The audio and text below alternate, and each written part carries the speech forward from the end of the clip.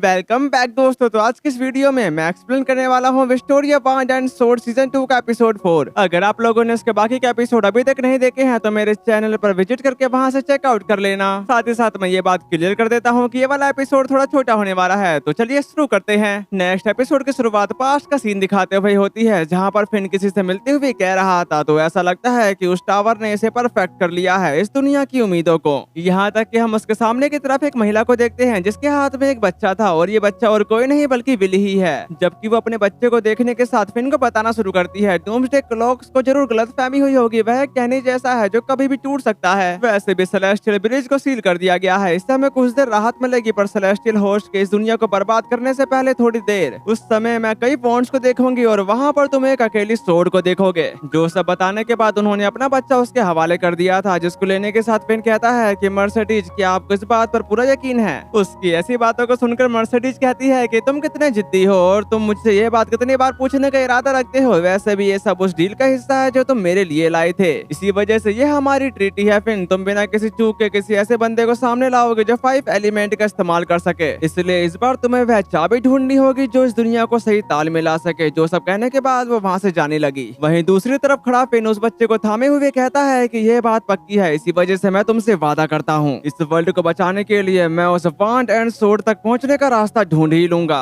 जो सब याद करने के बाद फिर सामने की तरफ का नजारा देखने के साथ अपने मन में कहता कि तो फिर सफर में कई उतार चढ़ाव है, लेकिन मैं यहाँ तक पहुँच गया। अब जो शो शुरू होने वाला है, क्या ये वही म्यूजिकल होगा जिसकी हमने उम्मीद की थी, या फिर यह एक बेरहम ट्रेजेडी साबित हो? शायद यह एक जबरदस्त कॉमेडी हो, इसलिए अब मुझे दिखाओ और जो उस विच के साथ मैंने समझौता किया है वह हमें कहाँ ले जाएगा। फिर हम यहाँ पर देखते हैं जहाँ पर विल डायनाबोरोस का काफी बेरहमी के साथ शिकार कर रहा था। यहाँ तक कि जिन जिन ने भी वो लाइट देखी वो काफी ज्यादा दंग रह गया। उनको तो ये समझ में नहीं आ रहा था कि ये है कौन जो इतनी बेरहमी के साथ उनको मार रहा है। वहीं दूसरी तरफ खड़ी जीना भी हैरान होने के साथ कह रही थी आखिरकार यहाँ पर हो क्या रहा है। वहीं पर एक बच्ची उस लाइट को देखने के साथ काफी ज्यादा खुश दिखाई दे रही थी, क्योंकि उसको समझ में आ गया था कि ये लाइट किसकी है। फिर हम यहाँ पर देखते हैं जहाँ पर आयरिस की आंखें फटी की फटी रह गई थी, जबकि वो कहती है कि ये रोशनी एक एक करके सारे के सारे मोस्टर्स को खत्म कर रही है, ऐसा हो ही नहीं सकता। इसी के साथ यहाँ सीन कट होकर ग्रेट टावर की तरफ आ गया था, जहाँ पर सारे के सारे मागिया बैंडर इस नजारे को देखने के बाद एकदम दंग रह गए थे। लेकिन एल्फारिया के चेहरे पर हम एक प्यारी सी स्माइल देख पाते हैं। वहीं दूसरी तरफ सियोन डेवल्डर का सामना करने के लिए एकदम तैयार हो जाता है, यहाँ तक कि उसने अपने फीनिक्स का इस्तेमाल करने के साथ उस पर सीधे अटैक कर दिया था, जिसको डेवल्डर अपनी तलवार का इस्तेमाल करने के साथ बीच में से ही काट देता है। अपने सबसे पावरफुल स्पेल के ब्रेक हो जाने की वजह से वो काफी ज्यादा इंजर्ड हो गया था, जो देखने के साथ कोलेट उसके लिए परेशान होने लगी थी। लेकिन सियोन हार मानने को तैयार नहीं था, वह फिर से उसका सामना करने के लिए तैयार हो जाता है। अब ये देखने के साथ डेवल्डर भी उस पर गुस्से के साथ अटैक कर चुका। उसको इतनी तेजी से उसकी तरफ बढ़ता देखकर कोलेट काफी ज्यादा घबरा गई थी। वहीं पर खड़ा सियोन खुद को संभालने के साथ वो विल को याद करते हुए कहता है कि मैं भाग नहीं सकता और मैं भागूंगा भी नहीं, अगर उसकी जगह मैं होता तो मैं भी नहीं भागता। वह कायर जो किसी से भी ज्यादा बहादुर है, इसी वजह से मैं भी यह कर सकता हूँ और मैं खुद को उसे हराने नहीं दूंगा। उसकी ऐसी बातों को सुनने के बाद विल काफी तेजी से उसकी तरफ बढ़ने के साथ अपने मन में कहने लगा तुम सब कुछ गलत समझ रहे हो सियोन, मुझे जलन हो रही थी और मैं करवाट से भरा था, साथ ही साथ मैं बेताब था और इतने समय से मैं तुम सबके पीछे भाग रहा था, यहाँ तक कि मैं तो बस एक बेचारा सा तुझ इंसान हूँ और इसलिए अब से सब कुछ तुम मेरे पे छोड़ दो। फिर हम यहाँ पर देखते हैं जहाँ पर सियोन ने डेवल्डर पर जानलेवा अटैक कर दिया था, जो देखकर विल अपनी स्पीड को और भी ज्यादा बढ़ा देता है। इसी के साथ वो उसके अटैक को रोकने में कामयाब रहा और उसके आने का ही प्रेशर काफी ज्यादा खतरनाक था, यहाँ तक कि वो अपने मन में कहता है कि अब से मैं एक अकेली सोर्ड की तरह ही रहूंगा। काफी लोगों का सवाल होगा कि विल ये कौन सी पावर का इस्तेमाल कर रहा है, तो उसको मैं क्लियर कर देता हूँ। इस वर्ल्ड में 4 एलिमेंट एग्जिस्ट करते हैं, लेकिन इस दुनिया में एक लड़का ऐसा है जिसके पास 5वां एलिमेंट मौजूद है और वो और कोई नहीं बल्कि हमारा विल है। तो अब कहानी की तरफ आते हैं, जहाँ पर विल अपनी एक सीक्रेट टेक्निक का इस्तेमाल करने के साथ उस डेवल्डर को पीछे करने में कामयाब रहा। साथ ही साथ वहाँ पर वो अपना ऑरा अनलिस्ट करता है, लेकिन कोलेट उसके इस बदले हुए रूप को देखने के साथ पूछ रही थी विल क्या ये तुम ही हो? वहीं दूसरी तरफ सियोन की भी आंखें फटी की फटी रह गई थी। फिर हम यहाँ पर देखते हैं जहाँ पर विल खुद को तैयार करते हुए डेवल्डर पर अटैक कर देता है और उस अटैक को डेवल्डर ब्लॉक कर लेता है, लेकिन उसके प्रेशर की वजह से डेवल्डर काफी दीवारें तोड़ते हुए दूर जाने लगा। अब ये देखकर एक बंदा हेडमास्टर से कह रहा था डेवल्डर सेंट्रल फ्लोस पहुंच गया है, हेडमास्टर हमें यहाँ से जल्दी से निकलना होगा। लेकिन हेडमास्टर उस डेवल्डर को अपनी तरफ आता देखकर बोल कैरिडोस एक्वाले में स्पेल को कास्ट कर देती है, जिसकी वजह से वहाँ पर काफी बड़ा डिफेंसिव सर्कल क्रिएट हो गया था और उसी से वो डेवल्डर टकरा जाता है। अब डेवल्डर की इतनी बुरी हालत को देखने के बाद हेडमास्टर भी हैरान होने के साथ अपने मन में कह रही थी हम अकेडमी में किसी भी घुसपैठ को रोकने में कामयाब रहे, लेकिन आखिरकार यहाँ पर चल क्या रहा है। और जब वो ऐसा सोच रही थी तभी वहाँ पर एक बंदा आते के साथ हेडमास्टर को बता देता है कि हमें यहाँ से तुरंत निकलना होगा। उसकी ऐसी बातों को सुनने के बाद हेडमास्टर काफी ज्यादा गुस्सा होने के साथ उसको अपना मुंह का शटर बंद करने को कह रही थी। फिर हम यहाँ पर देखते हैं जहाँ पर विल एक हीरोइक एंट्री के साथ उसके पास पहुंच गया था, जो देखकर डेविल्डर भी फाइट करने के लिए तैयार हो जाता है। अब ये देखकर विल कहा चलो देखते हैं कि कौन जीतता है। इसी के साथ वहाँ पर उन दोनों के दरमियान फाइट शुरू हो चुके थे, पर उनके फाइट के चक्कर में वहाँ पर काफी ज्यादा तबाही मचना शुरू हो जाती है और उनकी फाइट का प्रेशर इतना ज्यादा खतरनाक था कि वहाँ पर कोई नॉर्मल पर्सन खड़ा होता तो वो तुरंत मारा जा सकता था। और वहाँ के धमाके के शोर की वजह से वहाँ पर काफी सारे बंदे हैरान हो चुके थे, जबकि एक बंदा कहता है कि ये इतना शोर कैसा है। फिर हम यहाँ पर देखते हैं जहाँ पर डोनाल्ड एकदम सही सलामत और जिंदा है। फिर हम यहाँ पर देखते हैं जहाँ पर उसकी पावर को फील करने के साथ उसके दोस्त कहने लगे थे क्या ऐसा हो सकता है कि वहाँ पर विल फाइट कर रहा है। जो सब कह लेने के बाद विग्नोल तुरंत उसकी तरफ जाने लगा, यहाँ तक कि लियाना भी उसके पीछे पीछे चली जाती है। पर जूलियस की हालत काफी ज्यादा खराब हो चुकी थी, लेकिन वो अभी के लिए कुछ भी नहीं कर सकता, इसलिए वो उनका पीछा करते हुए कह रहा था धिक्कार है, खुद को संभालो और भागो।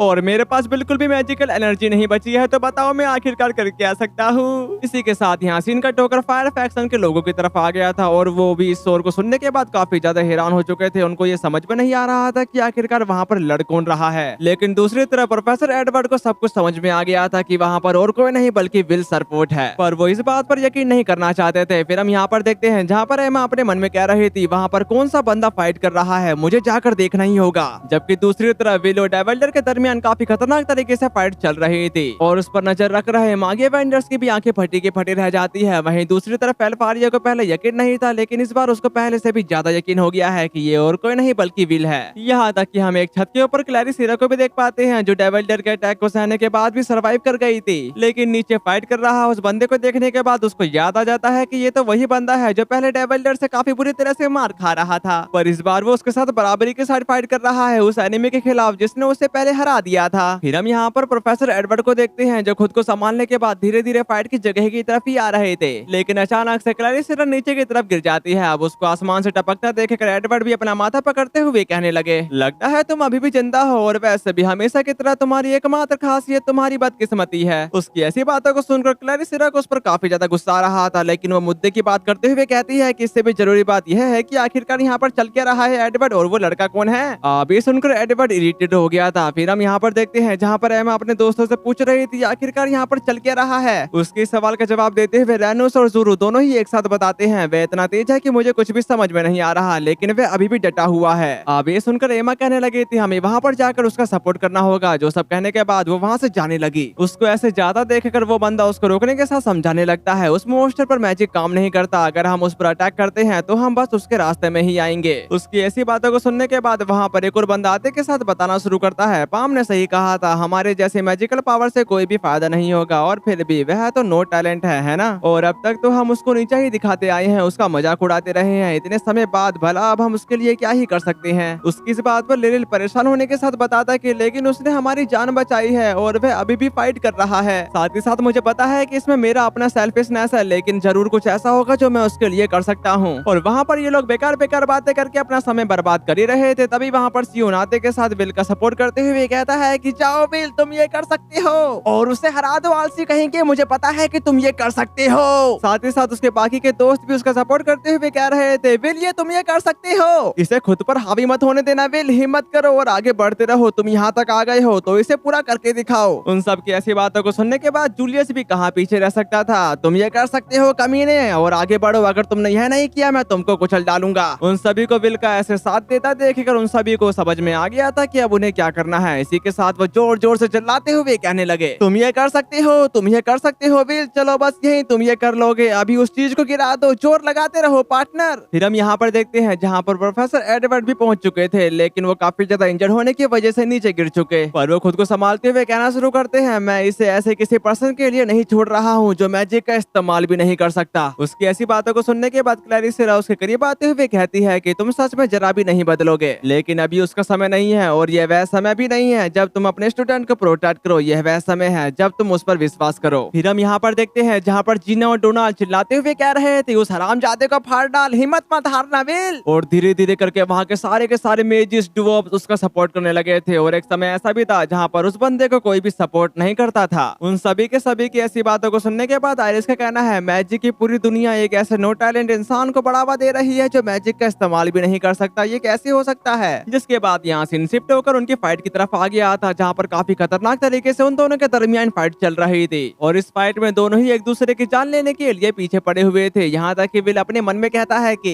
मैं इतने लंबे समय से काफी दुखी रहा हूँ, साथ ही साथ ये दर्द इतने लंबे समय से मुझे सता रहा है और लोगों ने मुझे रिप्रोच किया है, उन्होंने मेरा मजाक उड़ाया है। कई बार तो मुझे भी इस दुनिया से उतने ही नफरत हुई है और फिर भी मेरे दिल के किसी कोने में मैं चाहता था कि वह मुझे एक्सेप्ट करे और तो और मैं इतने समय से बस यही तो चाहता था। फिर हम यहाँ पर देखते हैं जहाँ पर वो सारे के सारे उसका सपोर्ट करते हुए कह रहे थे, जाओ तुम ये कर सकते हो, उस चीज से हारो मत विल, तुम ये कर सकते हो और उसे हरा दो।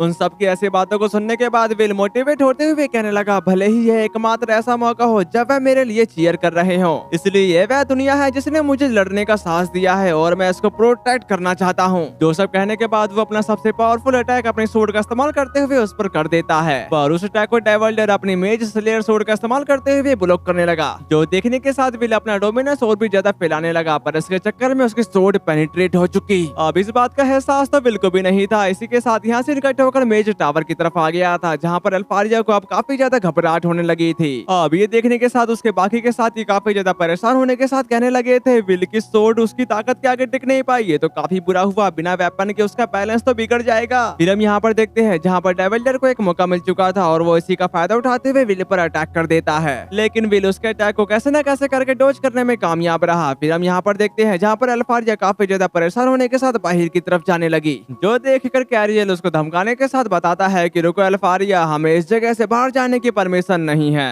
जिस सवाल का जवाब देते हुए अल्फारिया बताती है कि मेरा जाने का कोई इरादा भी नहीं है और वैसे भी मैं बस इस नजारे को बालकनी से देखना चाहती हूँ। जिसके बाद वो अपनी बच्ची कुची पावर का इस्तेमाल करने के साथ एक आइस सोर्ड क्रिएट कर देती है। फिर वो उसको नीचे की तरफ थ्रो करते हुए कहने लगी, अरे लगता है मेरे हाथ से कुछ गिर गया है। फिर यहाँ से उस सोर्ड की तरफ आ गया था, जो काफी तेजी से विल की तरफ ही बढ़ रही थी, लेकिन वो अचानक से आकर उसके टंटोले पर फ्रीज हो चुकी थी और यहाँ पर अल्फारिया उसकी तरफ देखने के साथ एक प्यारी सी स्माइल करती है और इस तोहफे के लिए विल मन ही मन में उसका शुक्रिया अदा करने लगा था। जिसके बाद विल ने अपनी सोर्ड को आसमान की तरफ पॉइंट आउट कर दिया। इसी के साथ उस सोर्ड की पावर विल की सोर्ड में ऐड हो चुकी थी, जिसके बाद वहाँ पर काफी खतरनाक तरीके से प्रेशर रिलीज होता है, जिसको बर्दाश्त कर पाना उनके लिए काफी ज्यादा मुश्किल हो रहा था। यहाँ तक कि डेविल्डर की भी ऐसी ही हालत थी, जबकि दूसरी तरफ डट के खड़ा हुआ विल के हाथ में हम एक नई सोर्ड को देख पाते हैं और इस सोर्ड का नाम है एल्बिस विस। अब इस चीज को दोबारा से देखने के बाद शियोन हैरान होने के साथ कहता है कि ये तो बिल्कुल वैसा ही है जैसा उस बार ग्रैंड ड्यूक के साथ हुआ था। जिस बात को क्लियर करते हुए लियाना बताते कि विल की सोर्ड दूसरों के स्पेल को एब्जॉर्ब कर सकती है। ये बात सुनकर जूलियस कहता कि अरे उस चीज पर मैजिक बिल्कुल भी काम नहीं करता, चाहे वह स्पेल कितना भी पावरफुल क्यों ना हो। फिर हम यहाँ पर देखते हैं जहाँ पर डेविल्डर ने उस पर अटैक कर दिया था। उसको अपनी तरफ आता देखकर विल भी खुद को तैयार करने के साथ अल्फारिया को अपने करीब फील करते हुए कहा, मैं बता सकता हूँ ये पावर ऐसी है जो कभी भी रुकेगी नहीं। जो सब कहने के बाद उसने उस पर अटैक कर दिया था और वो अटैक जहाँ भी लगा वो जगह पूरी तरह से फ्रीज हो चुकी, जिसके बाद वो पेनिट्रेट भी हो जाती है और इस बार वो उसको ब्रूटली इंजर्ड करने में कामयाब रहा। अब ये देखने के साथ वहाँ के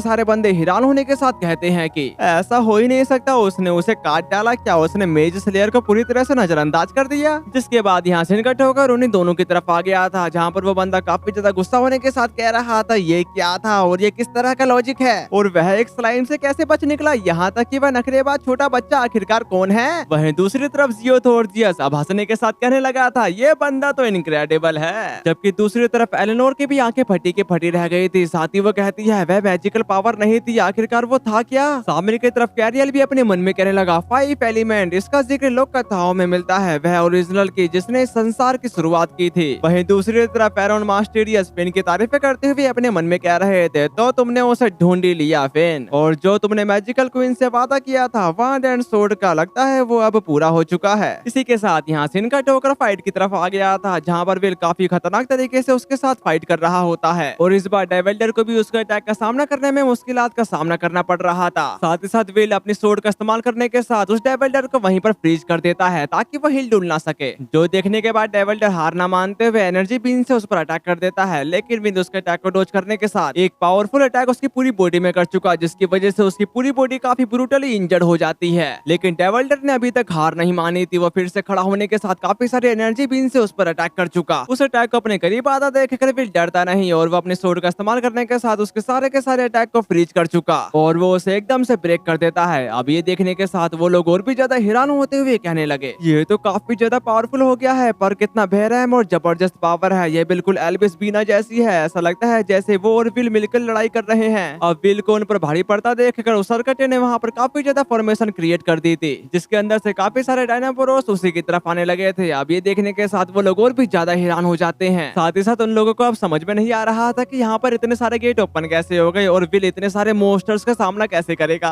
वहीं दूसरी तरफ विल उन मोस्टर्स से चारों तरफ से घिर चुका था। तभी अचानक से उसको अल्फाजिया की आवाज आती है, इससे कोई फर्क नहीं पड़ता विल, जब तक हम दोनों एक साथ है कुछ भी कर सकते हैं। जो सब सुनने के बाद विल अपनी सोड को जमीन के अंदर गाड़ने के साथ ओवरलोड फुल बस्ट कह देता है, जिसकी वजह से वहाँ पर 5 मैजिकल सर्कल क्रिएट हो चुके थे। यहाँ तक कि जमीन के अंदर से कैसल भी बाहर की तरफ आने लगा। इसी के साथ वहाँ पर मौत का खेल शुरू हो जाता है, जहाँ पर काफी सारे मोस्टर्स के अंदर आइस स्पीयर घुसने लगे थे, जिसके बाद वो सारे के सारे मोस्टर एकदम से ब्लास्ट कर जाते हैं। अब ये देखने के साथ वो सारे के सारे एकदम हैरान हो चुके थे, यहाँ तक कि उन सबकी आंखें फटी की फटी रह जाती हैं। साथ ही साथ सबसे ज्यादा हैरान तो प्रोफेसर एडवर्ड और वो दोनों थे, यहाँ तक कि वो सर्कट इतना ज्यादा डर चुका था कि उसकी बोन्ड ही नीचे गिर जाती है। फिर हम यहाँ पर देखते हैं जहाँ पर विल अपनी सोड को लंबी करने के साथ उसकी तरफ बढ़ने के साथ कहता है कि चलो इसे खत्म करते हैं, जिसके बाद दोनों ही एक दूसरे को जान से मारने के लिए टकरा चुके, लेकिन विल ने अपनी सोड उसके अंदर घुसेड़ दी थी, जिसकी वजह से डेविल्डर धीरे धीरे फ्रीज होने लगा था। जिसके बाद वो पूरी तरह से फ्रीज होने के बाद अचानक से फट गया, जबकि स्पॉटलाइट पर खड़ा विल काफी ज्यादा शानदार दिख रहा था। डेविल्डर के खत्म हो जाने की वजह से वहाँ के सारे लोग एकदम खुश दिखाई देने लगे थे, पर जूलियस का तो मुंह खुला का खुला रह गया। वहीं पर हम सियोन को देख पाते हैं जो खुशी के मारे रोने लगा, जबकि क्लैरिस जोश से भरते हुए कही, ये वह है जिसके बारे में मैं बात कर रही थी। वहीं दूसरी तरफ जीना और डोनान काफी ज्यादा खुशी के मारे बोलते कि मुझे पता था कि तुम सच में कमाल के हो लड़के। फिर हम यहाँ पर देखते हैं जहाँ पर प्रोफेसर वर्कनर की ब्रीथिंग चालू हो चुकी थी, लेकिन वो विल की तारीफें कर रहे थे।